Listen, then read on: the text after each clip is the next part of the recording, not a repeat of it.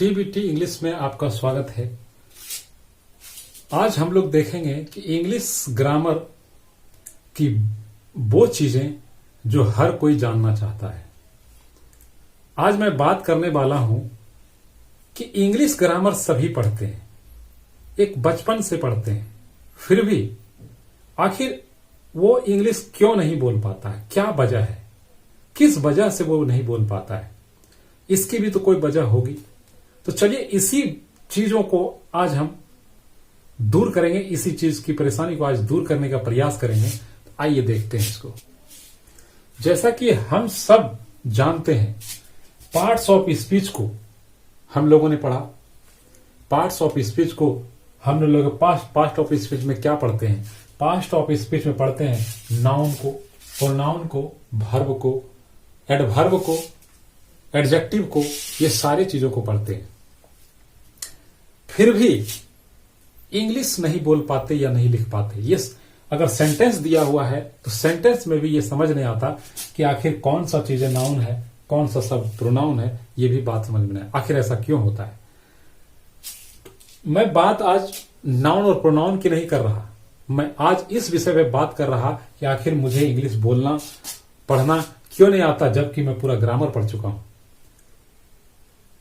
तो इसके पीछे एक वजह है कि स्टूडेंट में भी कमी है, जिसके वजह से ऐसी समस्या झेलनी पड़ती है।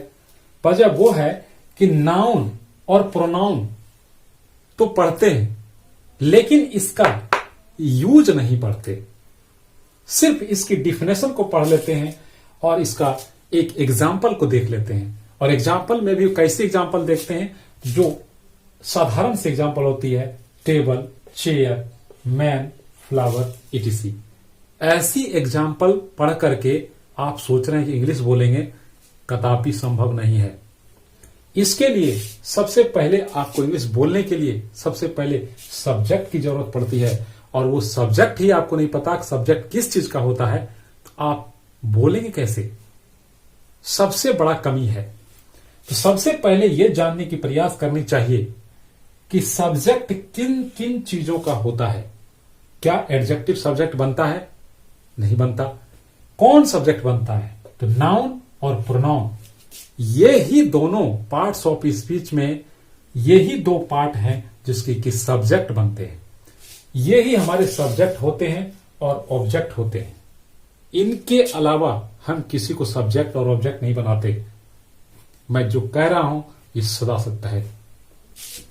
एग्जाम्पल नाउन का कैसे पढ़ते हैं? टेबल, चेयर, मैन, फ्लावर, इस टाइप के नाउन एग्जाम्पल से कभी इंग्लिश संभव नहीं है। हम लोग उदाहरण भी लेते हैं, एग्जाम्पल भी दिया जाता है सेंटेंस में। तो राम इज ए बॉय, इस टाइप के एग्जाम्पल से संभव ही नहीं है। तो एग्जाम्पल देखिए, मैंने एक एग्जाम्पल दे रखा है, humanity doesn't make you a small. क्या इस टाइप का नाउन का कभी उदाहरण आपने देखा है? नहीं पढ़ा। यही वजह है कि आप इंग्लिश नहीं बोल पाते। और भी चीजें देखते हैं इसके अलावा, और क्या चीजें जरूरत है जिसके वजह से हम लोग इंग्लिश नहीं बोल पाते। देखिए, सिर्फ नाउन और प्रोनाउन की बात ही नहीं है, इसके बाद हम लोग टेंस भी पढ़ चुके होते हैं, पूरी टेंस पढ़ चुके होते हैं, और एक बार नहीं 10 बार, 10 क्लास 10वां तक पास कर चुके होते हैं। टेंस को 10 बार पढ़ चुके होते हैं, 10 टाइप के टीचर्स के पास पढ़ चुके होते हैं, फिर भी हमें टेंस समझ नहीं आता और फिर भी हमें इंग्लिश बोलने में दिक्कत होती है। आखिर क्यों? तो एक बात तो यह है कि हम लोग एक्टिव वॉइस और पैसिव वॉइस के बारे में नहीं समझ पाते, ये चीज क्या है। दूसरी, ये वर्ब के बारे में नहीं समझ पाते कि वर्ब क्या है, और वर्ब में हम लोग सिर्फ एक्शन वाला वर्ब पढ़ते हैं, स्टेटिव वर्ब कभी भी नहीं पढ़ते। स्टेटिव वर्ब समझते नहीं कि इसे क्या कहते हैं, कौन है ये। हम कभी भी टू बी के बारे में नहीं जानते। इज, एम, आर, वाज, वर, ये चीजें डायरेक्ट पढ़ाई जाती है, लेकिन ये हमें नहीं बताया जाता कि ये चीजें आती कहां से, इसका मेन मुख्य वर्ब कौन सा है। तो मुख्य वर्ब ये बी है, टू बी। इसका हिंदी क्या होता है? इसका हिंदी होता है होना। जैसे आई एम एट होम, दूसरी आई नो हिम।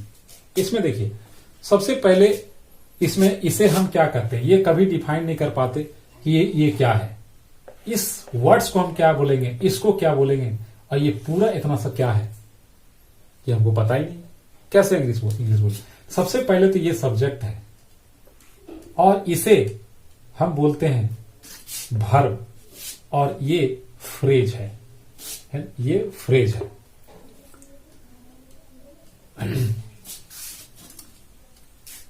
हमें वर्ब में पढ़ाया जाता है, बताया जाता है कि वर्ब वैसे वर्ड्स को बोलते हैं जो एक्शन करता है।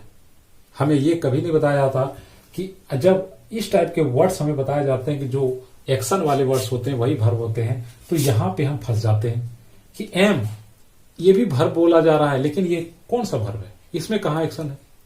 तो एक्शन वाले वर्ड्स सिर्फ वर्ब नहीं होते, एक्शन में दो टाइप्स के वर्ड्स आते हैं, एक एक्शन वाले वर्ब आते हैं और एक स्टेटिव वर्ब आते हैं। इससे करने का बोध होता है और इससे होने का बोध होता है, दोनों की बातें अलग है। उसके बाद हम लोग डायरेक्ट और इनडायरेक्ट स्पीच पढ़ चुके होते हैं, लेकिन फिर भी ये समझ नहीं आती बात। टेंस पढ़ चुके होते हैं, और टेंस में हम लोग प्रेजेंट, पास्ट, फ्यूचर, ये तीनों टेंस पढ़ चुके होते हैं। शायद आप लोग को जो पढ़े होंगे या जो अपने आप को खोज रहे होंगे उन्हें पता होगा कि फ्यूचर टेंस नाम की कोई चीज नहीं होती है। क्लाउज को हम लोग नहीं पढ़ते, और क्लाउज ना पढ़ने की वजह से ही हम लोग कोई भी सेंटेंस, बड़ा सा सेंटेंस बना नहीं पाते, और जो बड़े सेंटेंस है उसको नहीं पढ़ पाते हैं और ना ही बड़ा सेंटेंस लिख पाते। अब यहां पे एक से मैंने एग्जांपल लिया है, I know that he stole the money. यहां पे दैट क्या है? दैट का मतलब समझ सभी पढ़ाते भी हैं और पढ़ते भी हैं विद्यार्थी, सबसे ये समझते हैं कि दैट का मतलब वह होता है। अब यहां पे दैट का मतलब क्या है? बहुत परेशानी की बात है। अब हमको क्लाउज पता ही नहीं है तो इस दैट के बारे में कभी पता ही नहीं कर पाएंगे कि ये क्या है, इसलिए हम लोग इंग्लिश को नहीं बोल पाते। इसके अलावा इंग्लिश को नहीं बोल पाने का और मुख्य रीजन है कि कभी भी प्रैक्टिकली रूप से हम इंग्लिश को नहीं पढ़ते, और हम जब भी इंग्लिश पढ़ते हैं तो हमेशा ट्रांसलेट करके पढ़ते हैं, भाषा को भाषा की तरह नहीं पढ़ते। इंग्लिश क्या है? एक लैंग्वेज है, इसको एक लैंग्वेज की तरह पढ़िए। आप किसी भी भाषा को दूसरे भाषा में डायरेक्ट ट्रांसलेट नहीं कर सकते। उसके अर्थ को समझ के ट्रांसलेट किया जाता है, उसके भाव को ट्रांसलेट किया जाता है। डायरेक्ट हिंदी से इंग्लिश में ट्रांसलेशन नहीं होता है, और हमेशा से विद्यार्थी ऐसे ही पढ़ते हैं। जब उसे पूछा जाता है कि टेंस क्या है तो सीधा बोल देते हैं वो हिंदी काल। टेंस क्या है? काल।